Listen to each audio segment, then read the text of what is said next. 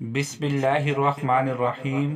شروع اللہ کے نام سے جو بڑا مہربان نہایت رحم والا ہے۔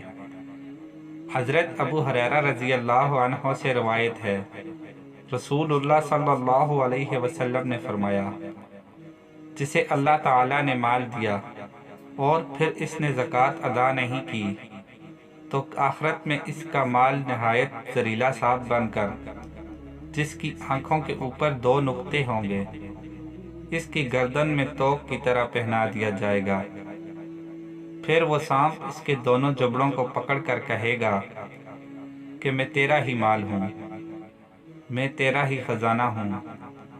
پھر آپ صلی اللہ علیہ وسلم نے اس آیت کی مکمل تلاوت کی، وَلَا يَحْسَبَنَّ الَّذِينَ يَبْخَلُونَ بِمَا آتَاهُمُ اللَّهُ مِنْ فَضْلِهِ، جن لوگوں کو اللہ نے اپنے فضل سے نوازا ہے اور پھر وہ بخل سے کام لیتے ہیں، وہ اس خیال میں نہ رہیں کہ یہ بخیلی ان کے لیے اچھی ہے، نہیں، یہ ان کے حق میں نہایت بری ہے۔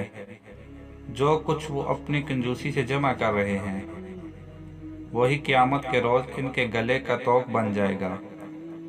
زمین اور آسمانوں کی میراث اللہ ہی کے لیے ہے، اور تم جو کچھ کرتے ہو اللہ اس سے باخبر ہے۔ بخل کی انتہا یہ ہے کہ انسان اپنے مال کی زکوٰۃ تک ادا نہ کرے، ورنہ سال کی بچت کا 40واں حصہ نکالنا کچھ ایسا مشکل کام نہیں ہے۔ اصل میں تو ہمیں اس سے کہیں زیادہ خرچ کرنا چاہیے۔ اللہ سبحانہ و تعالی ہمیں بخل سے پاک رکھے، آمین۔